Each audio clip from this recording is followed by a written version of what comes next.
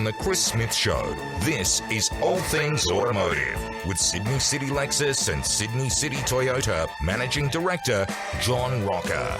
Yes, John Roca, the dealer principal of Sydney City Lexus, Sydney City Toyota and Sydney City Toyota Glebe. He is here to take your calls today on All Things Automotive. It is a segment where the title says it all. Absolutely all things automotive. Maybe you're thinking about getting rid of a car and you want to get a feel for the market. We don't want to assess the value of your car. That's not what he's here for. This is not a car valuation segment, but he's here to talk about finance arrangements. He's here to talk about stock availability. He's here to talk about the value of your used and a new car in terms of a resale. Not the actual value, but whether it's time to consider starting to sell, because the market is changing and conditions right around the world are changing. You should know that by now. John Roca, welcome to the studio. Thank you, Chris. Good morning. Now, the last time you were in, you were dressed to the nines. You were suited up, ready to go. I was. Having a bit of a relax today? I am today. Oh, yeah, I'm going shopping. We've bought an apartment and we've got to buy utensils. All right. Knives and forks. Veronique's got me on the road today, so that's good. What I'm doing. That's great stuff. Now, mortgage rates we know will begin to rise. They've already risen from certain banks. They're expected to go further as inflation rises. How does that work with the deals you do on finance for cars? They have their own built-in interest rates. Yes. Will they go at a similar pace, or will the trajectory be a bit lower? It'll be, well, they went earlier than the banks went for mortgage rates. So we've had increases already this year before the Reserve Bank lifted the rates for mortgages. Right. So they've been going up, but they will follow. And I think anything to do with finance will follow mortgage rates. So everything is on the up and up. So does that mean we shouldn't think about finance for a car? Most people do finance their car. Yeah, about 80%. About 80% of people that purchase a car finance it one way or the other. And today what we want to talk about is people that add that to the mortgage. And that's done a lot. People go, lot. well, hang on, I've got a very low mortgage rate. Why don't I just, seeing that I've got a little bit of leeway in my mortgage. Yes. I've got another 60 grand that I've already overpaid. Yep. It's easier. I don't need to fill out all the paperwork. I just add it on. I don't have to give, the name of my middle child from 16 years ago and all that rubbish that comes with filling out paperwork. Yes. So they put it on the mortgage. So what's better, to put it on a mortgage or to put it into a separate finance arrangement with, say, BMW, for example? Well, if you looked at it on the surface, I've got a great example here, and I see this across my business a lot, and we advise people not to put it on top of the mortgage. Let me give you an example, and I'll just set it up with a bit of background. Right. So the average mortgage in Australia is 25 years, but you can take it to 30. The average loan for a car is 5 years, but you can take it up to 7 years. The problem is that we don't sort of understand the concept of compounding interest on a loan.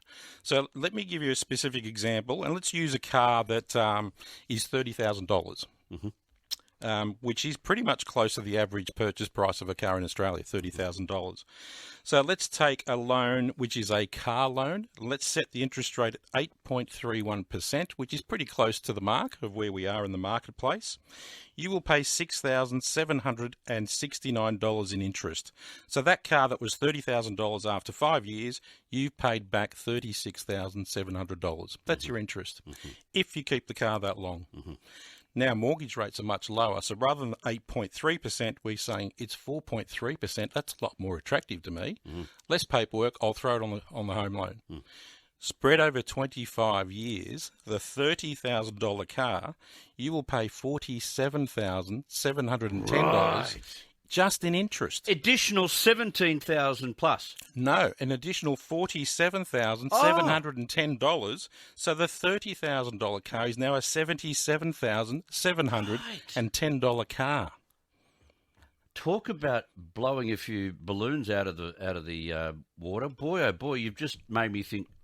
Look, I know a lot of people who do this. A lot of people do it. And they haven't done their sums. No, they haven't. And look, some people do it and set it up correctly. So there is a correct way of doing this. What you say to your bank is, I want to use the equity I've got in my home. I want to set up this loan, but I want to separate the repayments so my car loan ends effectively at the 5 or 7 year mark. Right. So that's a clever way of doing it. But I would tell you that about 90% of people who have that loan don't have that conversation. So there is a way of doing it. The problem is that even if you do go that way, mortgage rates move up and down. Your car loan is static, so it never goes up. You know what the interest rate is, and it's that forever. Now, in the current environment, with the mortgage rates going up, guess what's happening to your car repayments? They're going up as well. Right, yeah. Yeah. So that's interesting. Just go back on a couple of points there. You get yourself a contract for finance to purchase your car. It doesn't vary like a mortgage does. Correct. It's fixed. It's fixed, It's right. fixed. Okay, and you're that's only important. paying interest on the time that you have that loan. So if you pay it off earlier, it's actually you're paying less interest as well. Right. And unless you put your car on a mortgage and you gear it for a 5-year payment period, you're going to accrue all the interest that usually coincides with a 25-year loan. Yeah, which the banks love. The beauty of compounding interest. The $30,000 car turns out to be $77,000. Banks love it, yes. The banks love it. I'm with you. I want to get to a couple of callers. 131873 is the telephone number. George is online. I'll also get to Ian from Narrabeen. Ian, good morning. Go for your life. John's listening. Hi, Ian. Hi, John and Chris. I've got a question about the BMW i3. Yes. It's recently been announced by BMW they're discontinuing the manufacture of those cars, and the tyres that are fitted to them are specifically made for that car by Bridgestone. Yes. I wanted to inquire, is there any legal requirement for Bridgestone to continue to manufacture those tyres? And what's the period of time that they need to do it for? There is a mandatory. It affects parts as well. So the time is about 20 to 25 years, depending on the manufacturer. But you can get other manufacturers that you'll find will come online to fit tyres to that car as well. So I wouldn't be concerned about the tyres. I think that's something you'll find ongoing.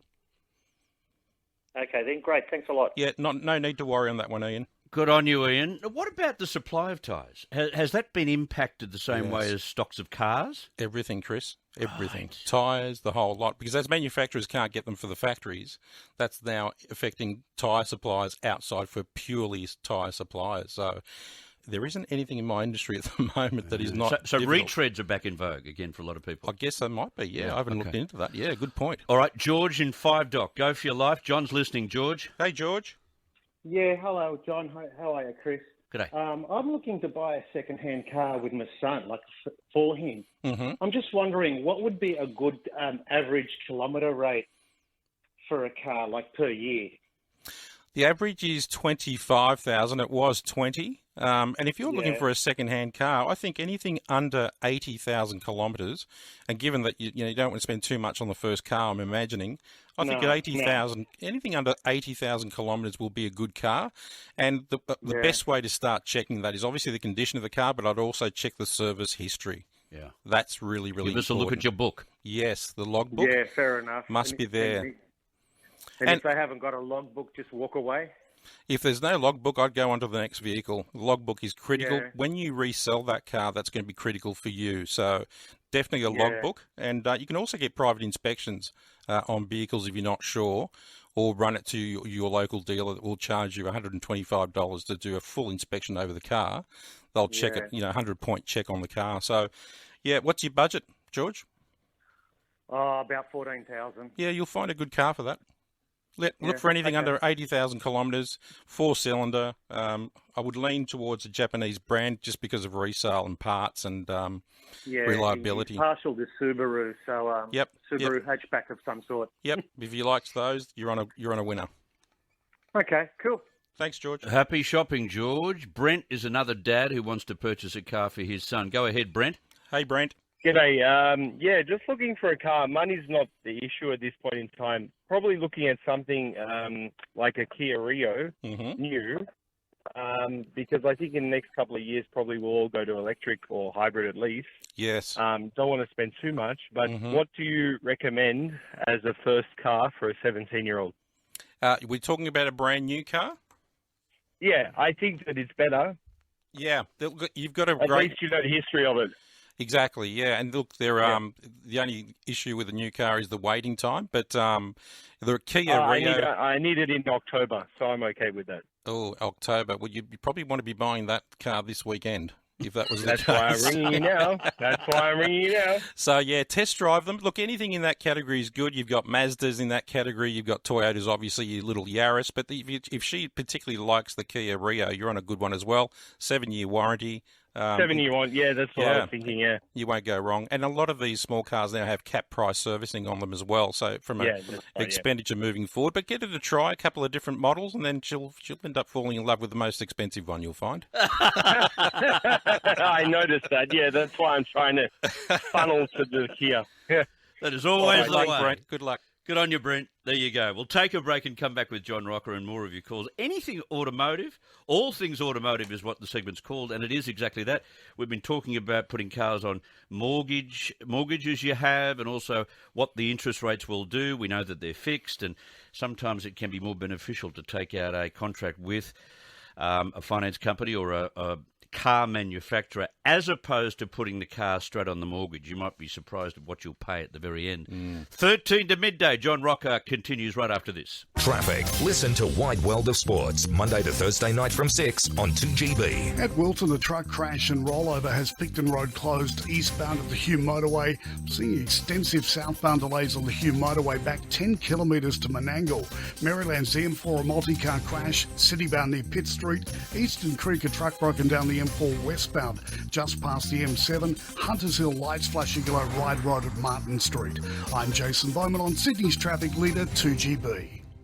Hey son, any ideas on what car I should get? Already ahead of you there, Dad. Come on, let's go check out Car City. Car City? That's the largest used car complex in the Southern Hemisphere, right? Yeah, they've got lots of off-street parking. Plus, their new finance team, EasyLend, offers quick and easy car loans. Well, son, I'm impressed. If only you put this much effort into cleaning your room. Good one, Dad.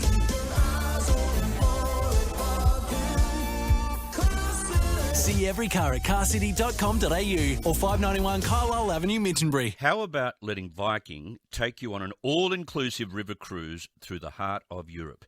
Simply unpack once and they'll take care of the rest. Over 15 days, you'll visit 4 countries and 13 cities and towns from Amsterdam to Budapest. And Viking's inclusive value means there's more included in your cruise fare. All your meals, premium beer, wine and soft drinks with lunch and dinner, unlimited specialty coffees and teas all day, 12 guided excursions, free Wi-Fi and gratuities. Yes, it's all included. 15 days exploring the best of Europe from just $3,995 per person. It's an amazing opportunity. Hurry, this limited offer won't last. Visit Viking.com or see your Viking agent for details today. The Doorbuster Door Sale at Doors Plus for 4 days only. Save up to 50% this weekend, and we can fit, paint, stain and deliver. Visit a showroom for a free measure and quote at the 4-day Doorbuster Sale. Ends Monday. Doors Plus, no fuss. Do you know what to do if you can't make it on election day? You may be able to vote at an early voting centre or apply for a postal vote. The federal election will be held on Saturday the 21st of May. All Australian citizens aged 18 years and over must vote. COVID-19 safety measures will be in place. Your vote will help shape Australia. To check early voting options and eligibility or to find your nearest polling place, go to aec.gov.au. Authorised by the Electoral Commissioner, Canberra. Tens of thousands of Aussie men are keeping their hair with Pilot. How? Our Aussie doctors take the only 2 prescription ingredients that have been clinically proven to regrow hair and formulate an easy daily capsule. Because our partner pharmacies package individual dosages to match your exact hair growth needs, we can offer them for a fraction of the cost. That's right, get the same ingredients as those other clinics for 30% cheaper than our closest competitor. Visit pilot.com.au to start a consultation today. Pilot. Level up your health. Make the easy choice. Join 800,000 NAB business account customers. Enjoy $0 monthly fees with a NAB business everyday account. Search NAB business accounts. NAB, more than money. T's and C's, fees and charges apply. TMD available at nab.com.au. Power up this tax time at Bunnings Trade. Trade in your old 18-volt power tool battery before June 30 and get $50 off a top brand twin pack from your choice of Makita, DeWalt, AEG, Bosch Blue, Metabo or Hikoki. Bunnings Trade. Helping business is our trade. The Chris Smith Show on 2GB at Bingley. Receive free full-service delivery when you buy a selected laundry appliance. Head to bingley.com.au. 10 minutes to midday. Now, this is a very different automotive question. It relates to an accident on the M7. Jason's from Penrith. What's happened, Jason? Hi, Jason. Hello, how are you? Good. So my wife's on the M7 and she's driving towards the M5. This is about an hour ago, just before the Hinchinbury Creek exit. She's in the middle lane. Along the overtaking lane came 3 truck and dogs. And then as they were passing her, they started to change lanes. So there was no indication. So my wife gets into the left lane, and the last truck and dog comes along, and he does exactly the same thing, forcing my wife off the motorway completely, and the left-hand side of the car runs up all alongside of the concrete bollards. Oh, goodness. Okay, so she, in shock, she didn't take any numbers, but there was, at this time, it was about an hour ago, so I'm just calling to wondering if anybody was there at the time and witnessed it, maybe had foot cam footage or the dash cam footage. Well, if anyone saw it and is listening right now, they certainly would recognise the incident you're talking about, right? I would say so, yes. Yeah, and it happened an hour ago. And an hour ago. On the M7 to the M5 Hinchinbrook turnoff. Am I right? Or you've got to try Before and get it. Yes, that's exactly. correct. Before the Hinchinbrook, yes. Right, okay. And there were 3 of these trucks? There were 3 of them passing in the overtaking lane. The first one went by. The second one just pulled over. So they would have seen her. It's not like she was in they would have seen her because they were passing. She moved over to the left lane, and then the third truck and dog did exactly the same. She pushed her off the motorway completely and took out the side of the car along the concrete bollards. It's out of whack, the balance and everything. So if anybody's seen anything, she did, at this time, obviously, she didn't have a phone, so you went to one of those emergency phones. Oh, yeah, on the side. Jason, I was just going to say, there would be footage, there should be, I would contact the RMS, there should be footage of that incident. RMS, if it's on the M7 and on the turn-off, you're going to find there'll be cameras there, RMS cameras there.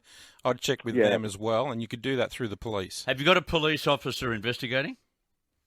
No, this happened 1 hour ago. I just got off the phone with my wife, and she was telling me about it.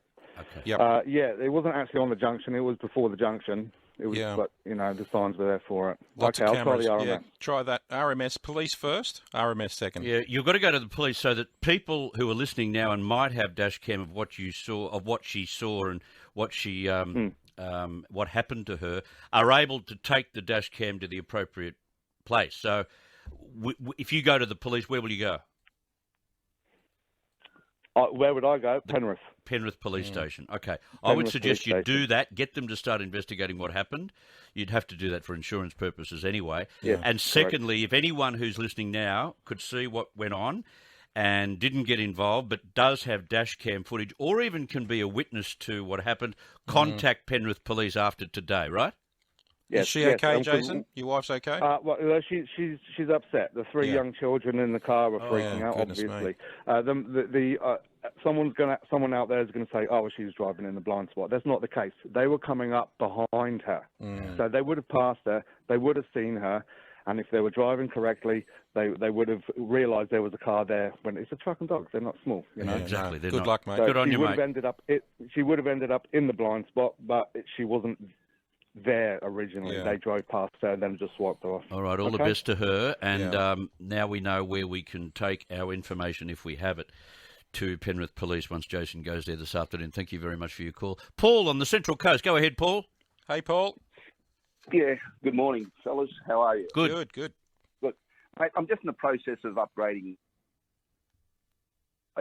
You go to the dealerships there, and which is fine, and I look and say, well, I have about 12 grand, and I look at what the car, you go on the Blue Book and you look what they got them on the yards for, and they're about 6 and 7 grand more when they put them on the yards. Would it be more beneficial for me, and I can, you got your time to sell the car privately, because it's not a bad markup. I'm going, look, I'd rather have $2,000 or $4,000 in my pocket searching around for another car. Yeah. So what would you be all professional advice on that? It's a bullish market at the moment. So what we're finding is even dealers are going to auctions and buying cars, and as are individuals, and we're paying overs for cars. So what would book for a car at $12,000 would probably realistically book for about $15,000. So when you see it $6,000 being added to your 12, it's realistically the dealers have paid a lot more for that car as well. It's a really bullish market at the moment. And Paul, you're in the middle of it. So unfortunately, if you're selling a car, it's a fantastic market. If you're looking to buy one, you're paying overs. Yeah, that's interesting. Good on you, Paul. That's the state of the market at the moment. Is. Good on you, John. Thank you, mate. Enjoy your weekend. Thanks, Chris. You too. And all the very best. We won't talk about Manly from last night. No, we won't. Dear, oh dear. Zip. Goodness me. Thank you, mate. The only way is up, Chris. Yes, exactly. I like the positive attitude. Dealer principal of Sydney City Lexus and Sydney City Toyota, and now Sydney City Toyota Glebe. John Roca with all things...